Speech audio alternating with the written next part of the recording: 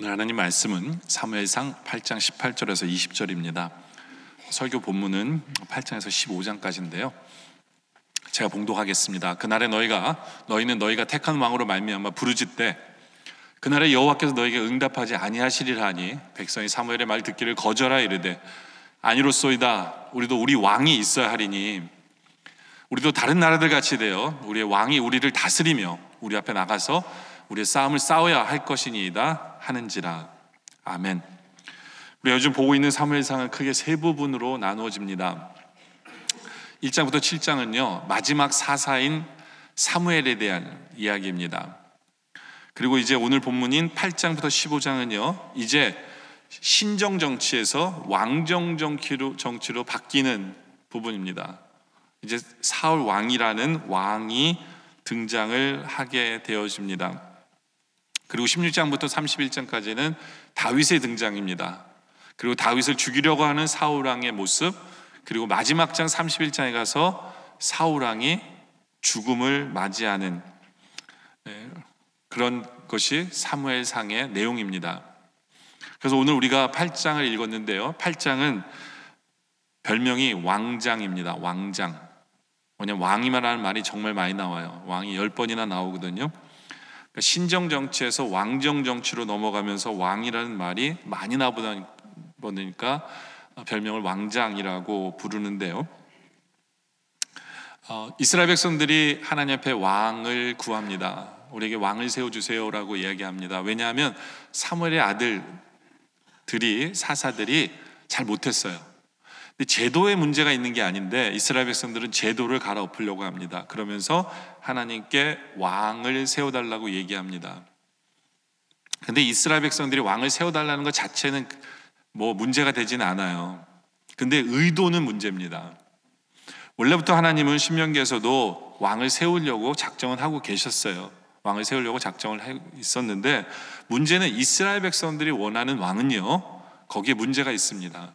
이스라엘 백성들이 원하는 왕은요 하나님 대신에 자신들을 다스릴 사람을 찾는 거였어요. 하나님 대신에 눈에 보이는 사람이 자기를 다스려 줬으면 하는 그 마음이에요. 그 마음이 고스란히 잘 나타나는 게 뭐냐 하면 20절에 보면 우리도 다른 나라들 같이라고 얘기합니다. 다른 나라들은 하나님이 다스리는 나라가 아니잖아요. 왕이 다스리는 나라거든요. 그러면서 다른 나라 같았으면 좋겠다는 거예요. 그러면서 우리의 왕이 우리를 다스리게 해달라. 하나님이 아니라 우리의 왕이 우리를 다스리게 해달라라고 요구하는 거기 때문에 여기에 문제가 발생을 합니다. 이 이야기를 들은 하나님께서는 분명히 경고를 하십니다. 어떤 경고냐면 18절에 그날에 너희가 택한 왕으로 말미암아 부르짖는 날이 올 거라는 거예요. 인간이 다스리기 때문에 문제가 많을 거라는 거예요. 근데 너희가 그것 때문에 나를 부르짖으면 그날에 여호와께서 너에게 응답하지 아니하시리라. 뭐냐면 하나님의 다스림을 부인했기 때문에, 부정하고 생긴 문제이기 때문에 하나님은 응답 안 하신다라고 경고를 하십니다. 근데도 이스라엘 백성들은 고집스럽게 뭐라고 얘기합니까? 19절에 백성이 사무엘 말 듣기를 거절하여 이르되 아니로소이다. 우리도 우리 왕이 있어야 하겠습니다라고 고집을 피우며 왕을 세워달라고 하십니다. 그래서 우리 하나님께서는 왕을 세워주세요. 근데 우리는 사울 왕의 결론을 알아요. 그가 얼마나 나쁜 왕이 되었는지를 알기 때문에 많은 분들이 이렇게 착각하기가 쉬워요. 하나님이 일부러 너 한번 당해봐, 그리고 나쁜 왕을 세우신 거구나, 이렇게 우리 하나님을 착각하기가 쉬운데 그건 절대로 아니에요. 하나님께서 이스라엘 백성들이 왕을 세워달라고 할 때 정말 괜찮은 왕을 세우십니다. 그리고 그 왕이 왕권을 제대로 발휘할 수 있도록 그에게 권위도 부여하세요. 근데 문제는 사울이 넘어져요. 사울 왕이 똑바로 서지 못한 거지 하나님 잘못이 아니에요. 그러니까 하나님은 일부러 나쁜 사람을 세운 게 아니에요. 너 한번 당해봐라. 하나님은 정말 좋은 사람을 세우셨는데 사울 왕이 문제를 일으키는 것 뿐입니다. 우리는 그것에 대해서 오늘 한번 보려고 합니다. 그래서 오늘 설교 제목이 사울 왕에 대해서예요. 사울 왕에 대해서. 오늘은 본문이 좀 길다 보니까 내용이 이렇게 스토리가 굉장히 많아요. 그래도 스토리 다 이렇게 넣고 여러분에게 설명을 하려고 하겠습니다. 첫째로 사울 왕은 어떤 사람이냐? 이런 사람이 왕이 됩니다. 사울 왕이 가진 성품을 우리가 갖는다면 우리도 하나님께 쓰임받는 사람이 된다라는 얘기예요. 그렇다면 사울 왕이 가진 성품과 그는 어떠한 사람이었기에 하나님이 왕으로 세워주셨을까요? 첫째로 그는 준수한 사람입니다. 2절에 보니까 기스에게 아들이 있어요. 근데 그의 이름이 사울이에요. 근데 이 사울을 한마디로 표현하면 그 사람은 준수한 사람이라고 표현합니다. 그러면 어느 정도 준수했느냐? 이스라엘 자손 중에 그보다 더 준수한 자가 없고, 근데 거기다가 키도 커요. 키는 모든 백성보다 어깨만큼 컸어요. 근데 준수한 사람, 여러분들 이거 잘못 알아들으면요, 하나님은 누구만 쓰세요? 잘생긴 사람만 쓰십니까? 그렇게 보시면 큰일 나요. 이게 그런 뜻이 아니에요. 여기서 준수하다는 이 표현은요, 그냥 얼굴 잘생겼다라는 뜻만이 아니에요. 이 준수하다는 건 뭐냐면 그의 얼굴에 나타나는 그의 인품이 좋았다라는 얘기예요.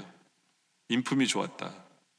그러니까 다시 말해서 그 얼굴에 참 기뻐하는 사람이었고 평안이 있고, 그 사람의 얼굴을 보면 아, 저 사람 참 괜찮은 사람이구나 라는, 그게 얼굴에 쓰여 있는 사람을 의미하는 거예요. 여러분들 아무리 못생겨도요, 항상 웃고 행복한 사람은 잘생겨 보여요. 저는 목회하면서 제일 이쁘게 보이는 사람이 누군지 아세요? 우리 교회 처음 왔을 때는 온갖 인상을 다 쓰고 얼굴에 모든 슬픔과 걱정을 다 갖고 있는 사람인데, 은혜 받으면서 얼굴 표정이 웃는 표정으로 바뀌고 미묘한, 저 사람 얼굴을 보면 평화가 느껴지고요, 그 표정이 뭔지는 애매하지만 보면 평화가 느껴지고 어딘지 모르는 기쁨이 있고 주님께서 채워주시는 은혜가 얼굴에 느껴지는 사람도 있어요. 그 사람들이 제일 이쁩니다. 그 사람이 제일 준수하고 제일 잘생긴 사람이거든요. 바로 그 모습을 얘기하는 거예요. 그래야 하나님께서 그 사람을 쓸 때 사람들이 그 사람에게 붙게 되어 있어요. 네? 얼굴에 온갖 인상을 다 쓰면서 나가서 복음 전해보세요. 안 믿고 싶어져요. 그런 사람은 사용하지 않으십니다. 바로 그런 뜻이에요. 준수하다는 것은 바로 그런 사람이에요. 저 사람을 보면서 마음이 기뻐지고, 아, 저 사람은 따르고 싶은 어떤 그런 인품이 느껴지는. 네. 성도는 자기 얼굴에 책임을 져야 된다는 말이 있는데요, 네. 우리 모두가 이런 표정으로 바뀌는 성도들이기를 원합니다. 두 번째는요, 사려 깊은 마음을 가진 사람이었어요. 사울의 집에 문제가 하나 발생합니다. 그게 뭐냐면 암나귀를 잊어버려요.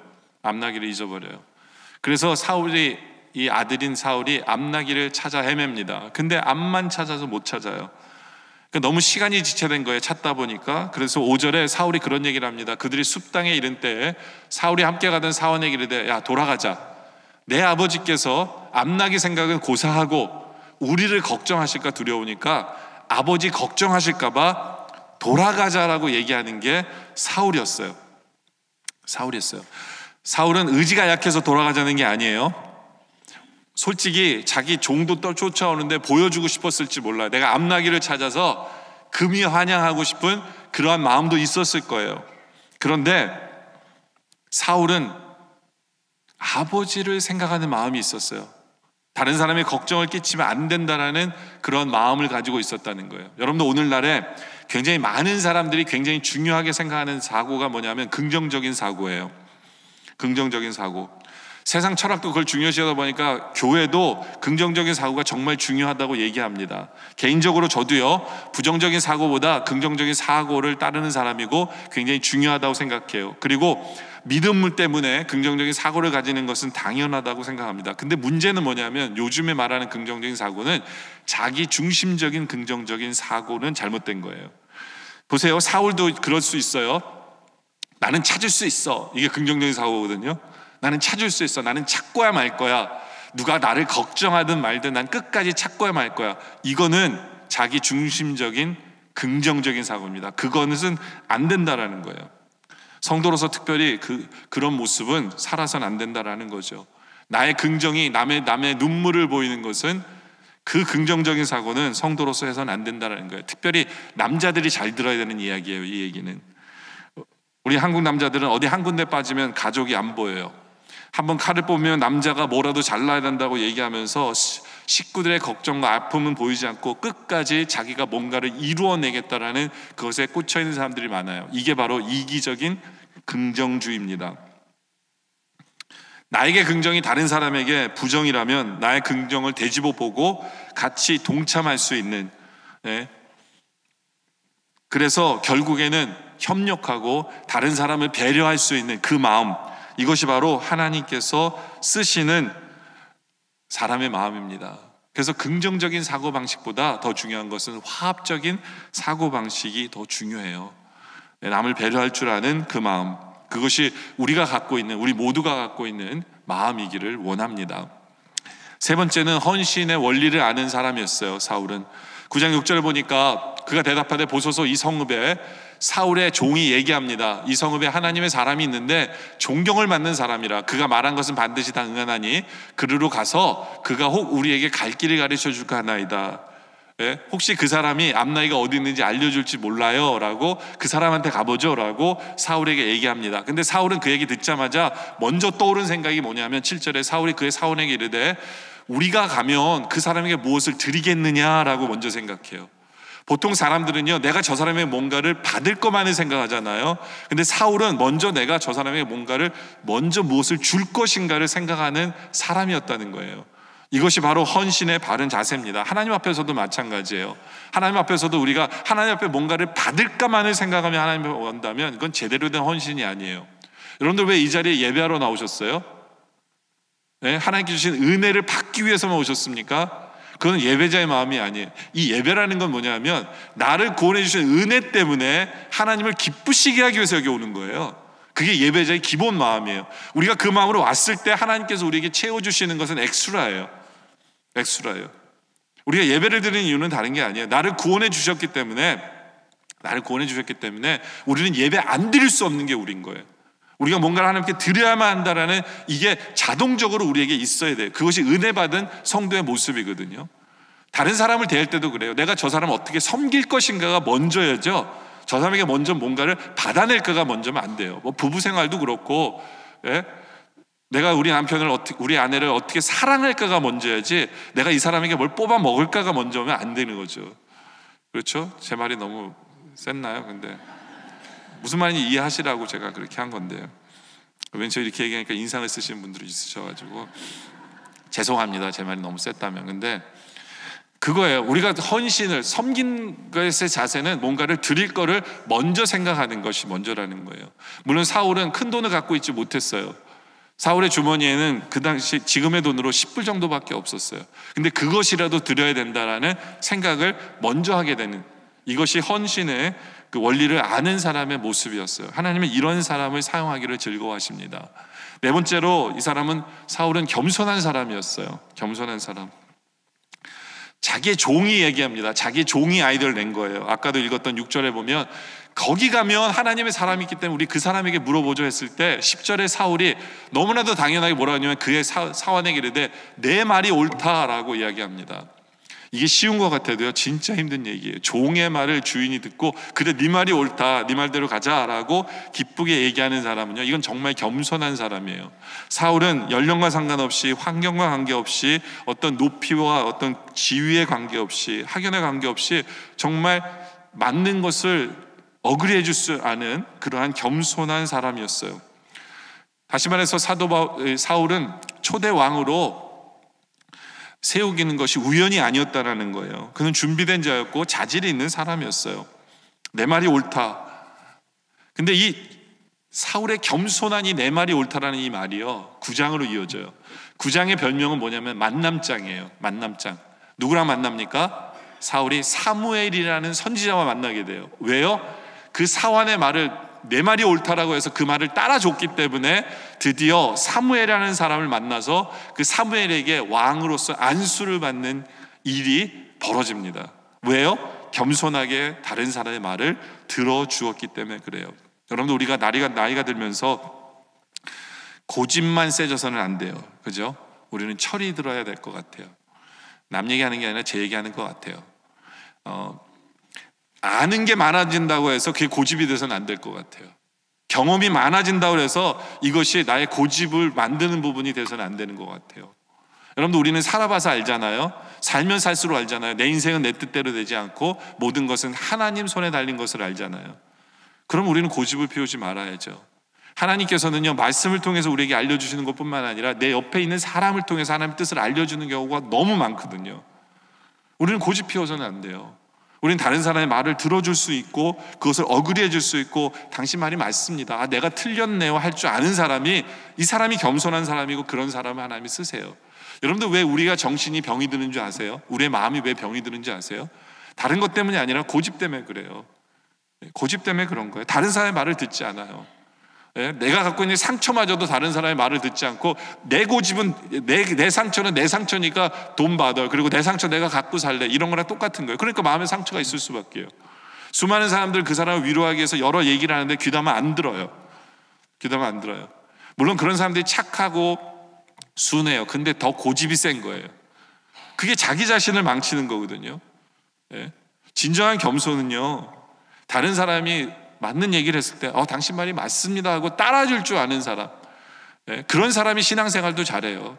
신앙생활도 하나님께서 무슨 얘기했을 때 하나님 맞습니다. 근데 하나님이 말씀만이 아니라 누구 다른 사람을 통해서 하는 말씀을 전할 때가 너무 많잖아요. 그걸 받아들일 줄 아는 사람이 신앙이 성장하는 거거든요. 그런 겸손한 사람이 하나님께 쓰임을 받는 사람이라는 것을 기억하시기 바랍니다. 우리 모두는 사울의 이 모습 보면서 하나님, 우리도 이렇게 변화돼서 하나님께 쓰임받는 사람 되게 해주세요가 우리의 기도의 제목이기를 원합니다. 두 번째는 이제 하나님께서 리더가 되도록 그에게 힘을 더해 주심을 보게 돼요. 하나님께서 그에게 권위를, 왕으로서의 권위를 부여하시는 것을 보게 되어집니다. 첫째로 어떻게 하느냐, 문제가 복이 되도록 연결해 주시는 하나님이심을 보게 돼요. 아까도 말씀드린 대로 사울의 집안에 문제가 발생합니다. 암나귀가 없어졌어요. 이런 문제를 발생해요. 근데 이 문제를 찾아서 사울은 정말 열심히 헤매고 다닙니다. 그걸 찾기 위해서 열심히 헤매고 다녀요. 그런데 나중에 보니까 이 문제가 결국에는 사무엘을 만나게 하는 하나님의 준비된 계획이었던 것을 보게 하십니다. 여러분들, 우리도 마찬가지예요. 우리도 이 세상에 살면서 헤매는 경우가 많아요. 우리가 어떤 문제가 발생했을 때 그 문제를 해결하기 위해서 헤매는 경우가 많아요. 수많은 노력과 땀을 흘립니다. 근데도 헤매는 경우가 많아요. 근데 결국에는 사울이 누구를 통해 답을 얻냐면 하나님의 사람을 만남을 통해서 해결을 보잖아요. 여러분들, 우리의 헤매임도 결국에는 하나님을 만남을 통해서 답을 얻기를 원합니다.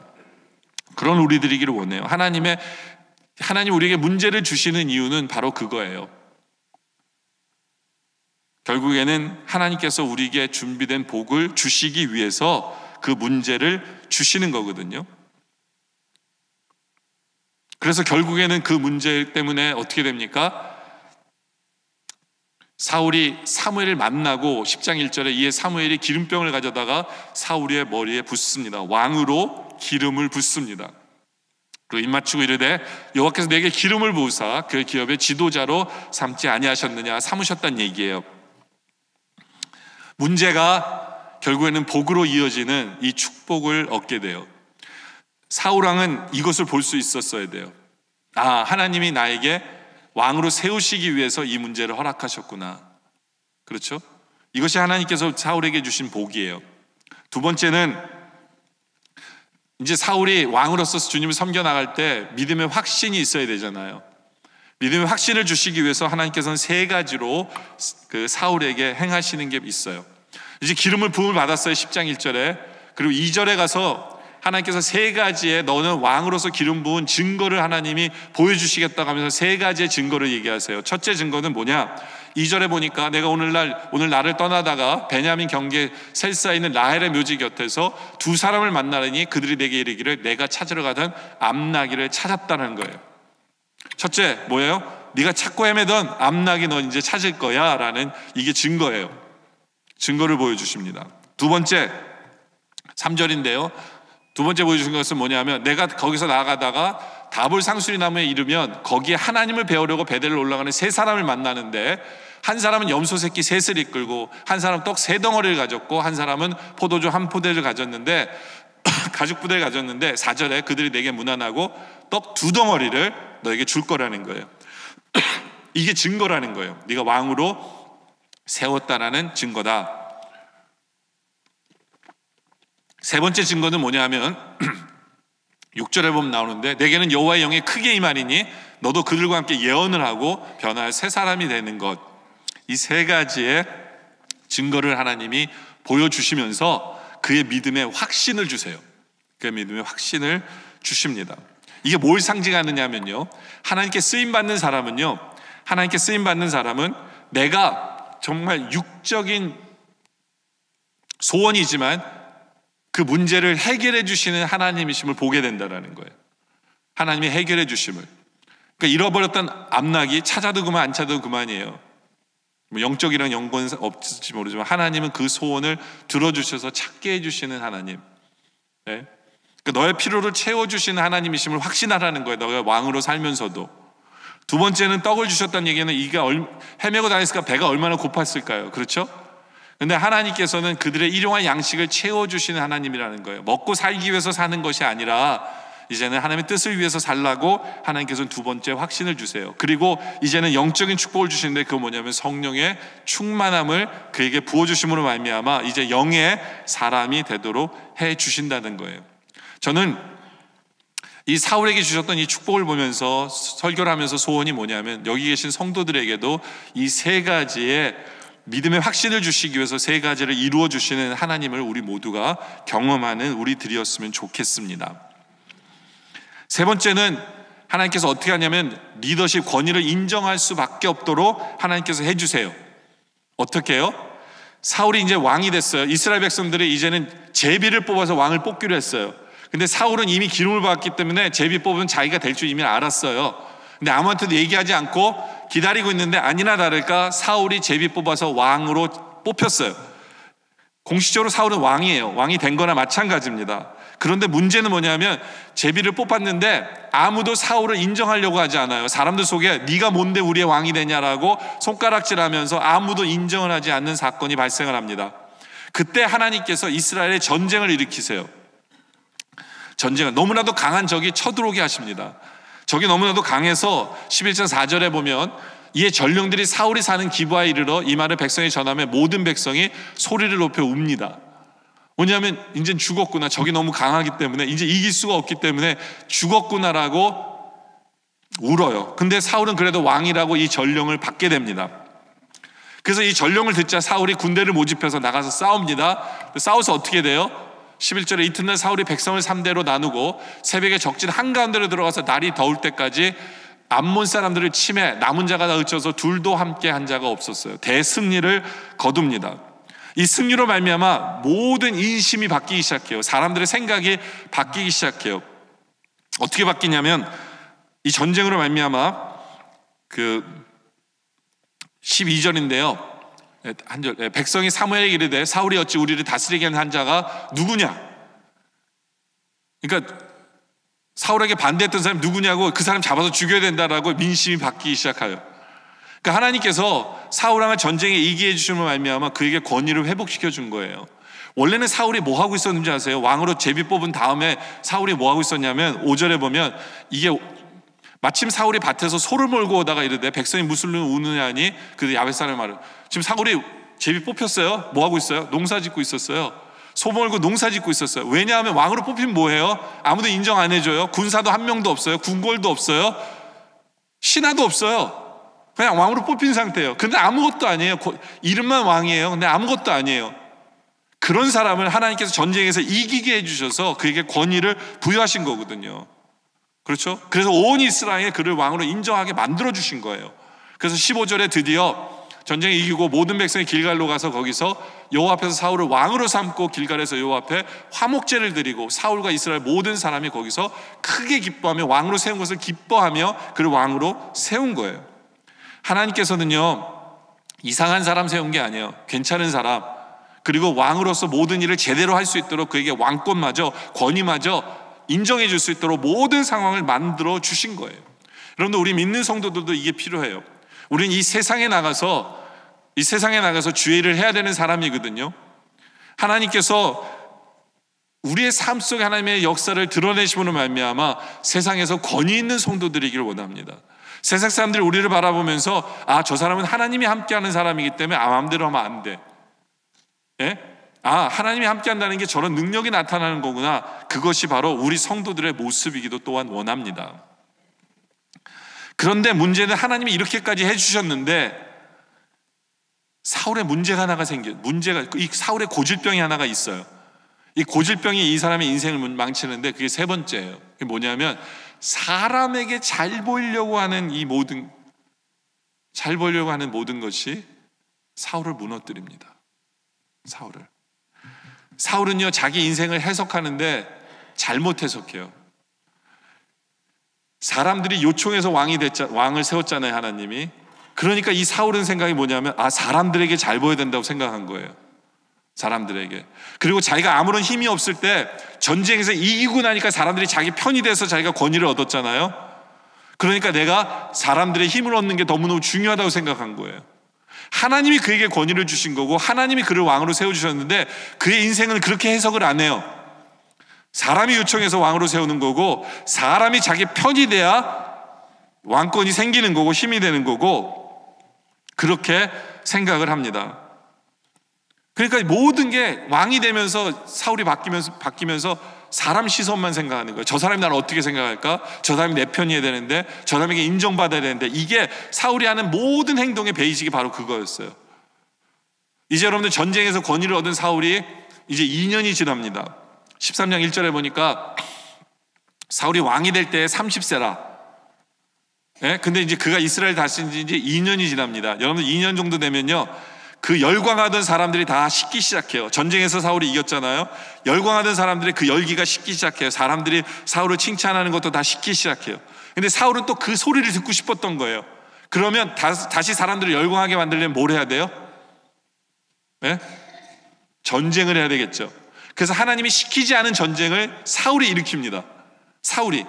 그래서 4절에 보니까 온 이스라엘이 사울이 블레셋 사람들의 수비대를 친 것을 들었어요. 사울이 군사를 이끌고 가만히 있는 블레셋을 쳐버립니다. 싸운 거예요.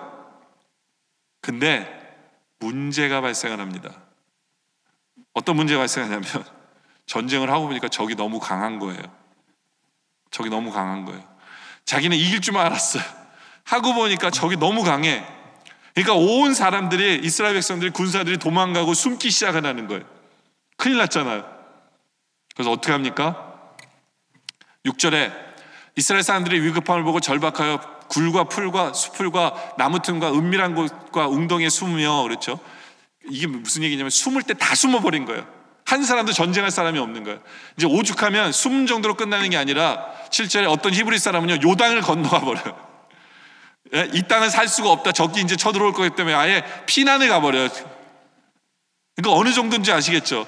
그래서 이 사울이 자기 이름 드러내려다가 괜히 전쟁을 일으킨 거예요. 그러니까 하다가 안 되니까 어떻게 하느냐? 8절에 사울은 사무엘이 정한 기간대로 이래 동안 기다렸으나 사무엘이 길갈로 오지 아니하며 백성이 사울에게서 흩어지느냐 사람에게 보이려고 뭐하냐면 사울이 이르되 번제와 화목제물을 이리로 가져오라 하여 번제를 자기가 드립니다. 자기가. 이건 자기 할 일이 아니거든요. 제사장이 해야 되는데 사람들에게 인기를 끌고 자기가 보이고 싶으니까 번제를 드린 거예요. 들은 얘기는 있어서 하나님께 제사하면 승리하게 하실 수 있다는 걸 들었으니까 자기가 번제를 드렸는데 승리하면 이거 누구 때문에 승리한 거예요? 사울 때문에 승리한 걸 보이기 위해서 자기가 하면 안 되는 일을 해버리는 겁니다. 이게 다 사람에게 보이려고 하는 거예요. 그런데 이 일 때문에 사무엘에게 욕 바가지로 얻어먹죠. 13절에 사무엘이 사울에게 이르되 왕이 망령 때 행하였도다. 예? 왕의 하나님 여호와께서 왕에게 내리신 명령을 지키지 아니하였도다. 그리하였다면 여호와께서 이스라엘 위에 왕의 나라를 영원히 세우셨을 거예요. 이게 솔직히 하나님 뜻이었다는 거예요. 하나님은요 사울이 하나님 앞에 바로 섰으면 그래 네 아들도 왕이 되라. 하나님이 이게 하나님 뜻이었어요. 너 한번 이스라엘 백성들 싫어서 내가 너 왕 세웠으니까 너는 한 번 하고 끝. 이게 아니었다는 거예요. 하나님의 마음은 계속되는 거였어요. 잘만 했으면. 근데 14절에 지금은 왕의 나라가 길지 못할 것이라. 왜냐하면 여호와께서 왕에게 명령하신 바를 왕이 지키지 아니하였으므로 여호와께서 그에 맞는 사람을 구하여 여호와께서 그를 그의 백성의 지도자로 삼으실 거다. 왜냐? 사울은 하나님이 시선이 관심이 없어요. 그의 백성들이 어떻게 생각하는 것만큼 관심이 있는 거예요. 근데 하나님의 은혜로 그의 아들 요나단은 믿음이 있었어요. 이 전쟁에서 질 수밖에 없는 전쟁을 이 요나단이 어떻게 했느냐면 종 하나 데리고 적진에 그냥 들어가요. 적진에 들어가서 전쟁을 합니다. 근데 적들도 이게 혼란스러운 거예요. 두 명이 쳐들어올 거는 상상을 못한 거예요. 그러니까 지네들끼리 막 싸움이 벌어진 거예요. 지네들끼리. 그러니까 사울이 멀리서 보니까 자기 아들이 싸우는데 이게 전쟁을 이기는 것 같거든요. 그러니까 어떻게 하냐면 하나님께 묻지도 않고 군대를 이끌고 들어가요. 사울왕이 군대를 이끌고 들어가서 막 이기기 시작합니다. 근데 이기기 시작하는데 사울왕이 말도 안 되는 명령을 내려요. 그 명령이 뭐냐면 금식하래요. 아니 지금 싸우고 배고파지는 사람한테 적들이 완전히 멸망할 때까지 금식하라는 거예요. 마치 신앙적으로 이거 할 때가 아닌데 신앙적으로 해야 된다고 생각하는 거죠. 왜 금식을 명한 줄 아세요? 가만 보니까 이 전쟁에서 이기면 누구만 칭찬을 받아요? 지 아들 요나단만 칭찬을 받는 게 이게 싫은 거예요. 자기가 뭔가를 했기 때문에 전쟁에서 이겼다는 얘기를 듣고 싶으니까 말도 안 되는 금식을 선포하는 거예요. 이긴 전쟁에서. 그래서 나중에 뭐 얘기하려고요? 내가 금식을 선포했기 때문에 우리가 이 전쟁에서 이긴 거라는 얘기를 듣고 싶은 거예요. 근데 이것 때문에 나중에 자기 아들을 죽이려고 해요. 네, 자기 아들. 왜 그러냐면 하나님의 음성이 더 이상 안 들리니까 사울이 분명히 우리 중에 죄 지은 사람이 있을 거라고 생각한 거예요. 그래서 자기 아들이 자기 말 안 들었기 때문에 하나님이 자기에게 음성 안 들어준다고 해서 자기 아들을 죽이려고까지 해요. 사람에게 인정받으려고 그 짓까지 합니다. 그렇죠? 그리고는 나중에 또 다른 전쟁을 또 하는데 또 다른 전쟁에서는요 하나님께서 분명히 얘기하셨거든요. 여기 있는 모든 것 다 하나님 거니까 다 죽여라, 없애라. 소와 양들 너희 챙기지 말고 다 죽여라. 근데 그 전쟁에서 좋은 소와 양들을 다 챙겨와요. 사무엘 또 너 왜 그랬느냐 그랬더니 또 누구 핑계대냐면 사람들 핑계대는 거예요. 사무엘상 15장 21절에 보면 다만 백성이 그 마땅히 멸할 것 중에 가장 좋은 곳으로 길갈에서 당신의 하나님 여호와께 제사하려고 양과 소를 끌고 왔나이다. 이 사람은요 이제는 말이 바뀌었어요. 누구의 하나님이에요? 당신의 하나님이에요. 더 이상 나의 하나님이 아니에요. 자기는 상관이 없는 사람이에요.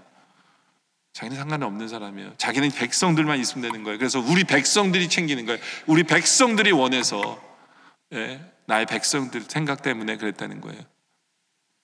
안타까운 거죠. 근데 백성들은 아직도 누구를 챙겨요? 사무엘을 챙기거든요.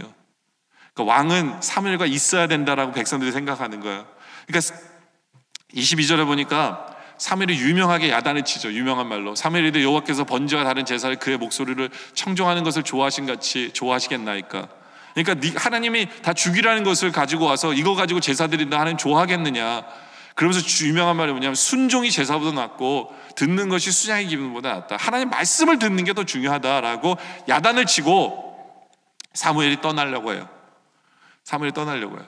근데 사울왕은요 남들 보는 눈이 있기 때문에 사무엘이 떠나버리면 하나님이 떠났다라고 보일 거 아니에요. 그 사무엘이 떠나면 절대로 안 되는 거예요. 그래서 어떻게 합니까? 15절에 이렇게 얘기해요. 청하오니 지금 내 죄를 사하고 나와 함께 돌아가서 나로 하여금 여호와께 경배하게 하소서.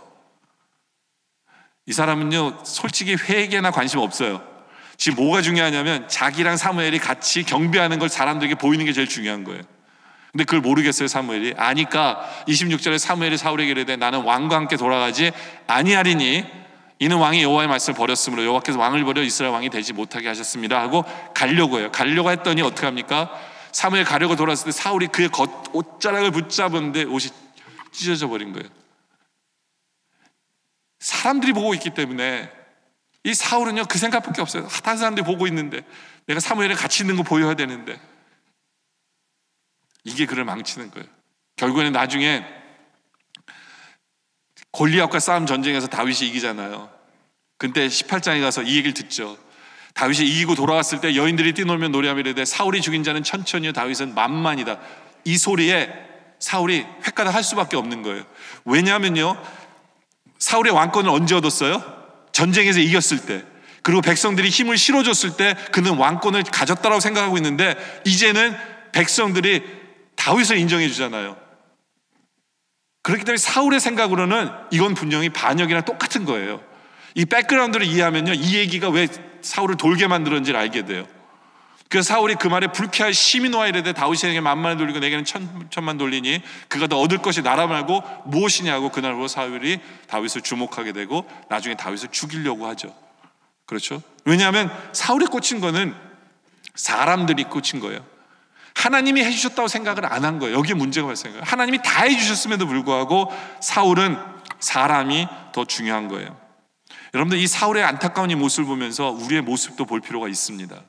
굉장히 많은 성도들이요, 여러분들이 알게 모르게 사람들 때문에 하나님을 섬기는 사람도 많아요. 여러분들 봉사하는 것도 사람의 눈치 보면서 봉사하는 사람도 정말 많고요, 기도도 열심히 하는 게 다른 사람이 보기 때문에 하는 사람들 되게 많아요. 여러분 직분 때문에 하는 것도 같은 거예요. 다른 사람이 여러분 직분으로 바라보기 때문에 이 직분은 요것까지는 해야 되라고 생각하면서 신앙생활을 한다면 그건 다 잘못된 거예요. 그것이 문제가 발생을 하는 거예요. 내가 왜 주님께 기도하고 주님께 봉사하고 주님께 예배하고 있는지를 돌아볼 필요가 있어야 돼요. 사람들이 보기 때문에 하는 건 아니에요. 여러분들 왜 우리가 돈을 사랑하는 줄 아세요? 다 그게 사람들 생각해서 돈을 사랑하는 거예요. 왜냐하면 이 돈이 뭘 하기 때문에, 다른 사람을 부러워하게 만들 수 있는 게 돈이기 때문에 그래요. 예? 내가 이거를 소유하면 다른 사람이 날 부러워할까? 그러니까 다른 사람의 시선 때문에 난 돈이 필요해. 이런 사람들 정말 많습니다. 그렇다면 여러분들은 그 시선 때문에 문제가 발생을 하는 거예요. 시선 때문에 돈도 사랑하는 거고, 시선 때문에 신앙생활도 하는 거고, 그렇게 살면요, 우리가 하나님을 제대로 섬길 수가 없어요. 여러분들 우리 예수님을 한번 보세요. 우리 예수님은 다른 사람의 시선을 생각하지 않았어요. 그렇기 때문에 십자가 지신 거예요.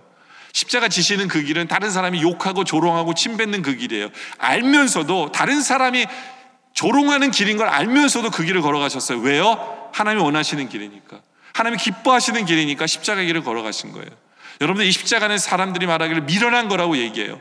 우리가 다른 사람에게 인정받기 위해서 십자가 져서는 안 돼요. 근데 우리 하나님은 우리도 십자가 지고 주님을 쫓기를 원하시잖아요. 그렇죠? 그러려면 다른 사람의 시선을 생각하는 사람은 십자가 지지 못해요. 다른 말로 하면 신앙생활도 제대로 할 수 없다라는 결론을 이루는 거예요. 여러분들, 왜 우리가 예배하고, 왜 우리가 기도하고, 왜 우리가 주님을 섬기고, 그 이유는 나를 먼저 사랑해 주신 그 주님의 은혜 때문에 우리 마음이 주님을 기쁘시게 하기 위해서 해야 되는 거예요. 다른 이유가 있어서는 절대로 안 되는 거죠. 그래서 우리가 아까 인사할 때 하나님을 기쁘시게 하시길 바랍니다 라고 인사했던 이유가 바로 그거예요. 하나님을 기쁘시게 하기 위해서요. 다른 사람의 시선이 아니라는 거죠. 그것을 기억하길 원합니다. 그게 사울의 인생을 망친 거예요. 이제 말씀의 결론을 내리죠. 여러분들, 하나님이요, 일부러 나쁜 왕을 세우신 게 아니에요. 우리 하나님 그런 분이 아닙니다. 너 한번 당해봐. 절대로 이렇지 않으세요. 우리 하나님은 왕이 될 좋은 성품을 가진 사람을 사용하신 거예요. 우리에게도 그런 성품이 있길 원해요. 우리 얼굴에 이미 여러분의 인품이 묻어나길 원합니다. 항상 기쁘고, 스마일하고 행복하고, 예수를 믿으니까 얼마나 좋은지가 여러분의 얼굴에 다 써있길 원해요. 그리고 사력 있길 원해요. 긍정적인 사고라 해서 내 중심적인 긍정적인 사고가 아니라, 다른 사람을 행복하게 하는 그러한 사력 깊은 그러한 모습이 우리에게 있길 원하고, 헌신의 원리를 알기를 원해요. 내가 저 사람에게 뭔가를 받을까를 생각하는 게 아니라 내가 어떻게 뭔가를 드릴까, 하나님 앞에서도 그 은혜 때문에 내가 하나님을 위해서 뭐를 할까를 생각하는 그러한 자세가 우리의 자세이길 원하고요, 겸손하길 원합니다. 다른 사람의 말을 듣고 당신 말이 옳습니다, 내가 틀렸네요 할 줄 아는, 그래서 하나님의 말씀 앞에서도 받을 줄 아는 그런 겸손한 우리들이 바로 하나님께 쓰임받는 걸 기억하고 그렇게 변화되는 우리들이기를 원합니다. 그리고 하나님께서 우리를 세우시기 위해서 문제가 복으로 연결되는 것을 우리에게 보이실 텐데, 이것은 하나님이 하신 것임을 보시기를 원해요. 우연히 문제가 오히려 좋은 일이 됐네, 그게 아니에요.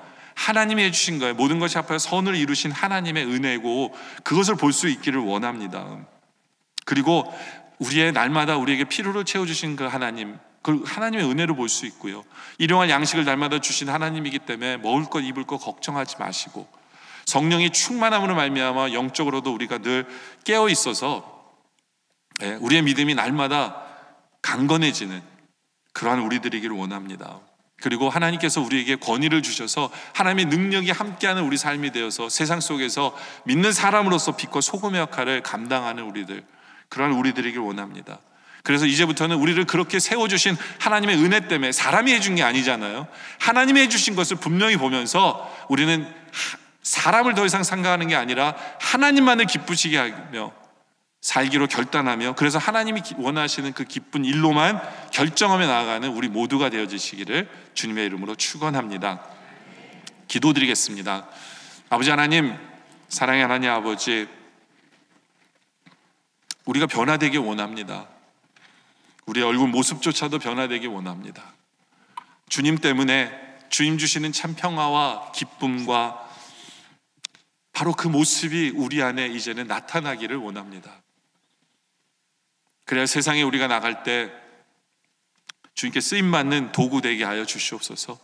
우리로 겸손하게 하시고 하나님 말씀에 네 맞습니다, 다른 사람의 이야기 앞에서도 나를 죽일 줄 알고 그 사람의 말을 인정해 줄 줄 아는 겸손한 모습이 주님 있게 하여 주시고, 헌신을 아는 사람이 되어 항상 다른 사람을 어떻게 섬길까, 하나님을 어떻게 드릴까, 하나님께 무엇을 드릴까를 고민하는 우리들 되게 하여 주시옵소서.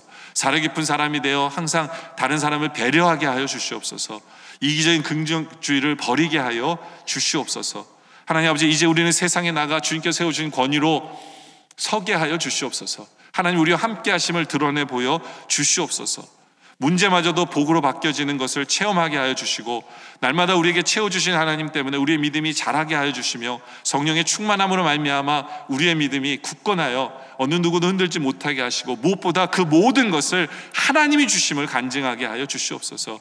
그래야 더 이상 사람의 눈치를 보는 것이 아니라, 사람의 시선을 인식하는 것이 아니라, 하나님을 기쁘시게 하기 위해 무엇을 하나님을 기쁘시게 할 것인가를 고민하며 바로 그 일을 선택하며 결정해 나가며 날마다 살아가는 우리 모두가 되게 하여 주시옵소서. 말씀에 감사드리며 예수님의 이름으로 기도드립니다. 아멘.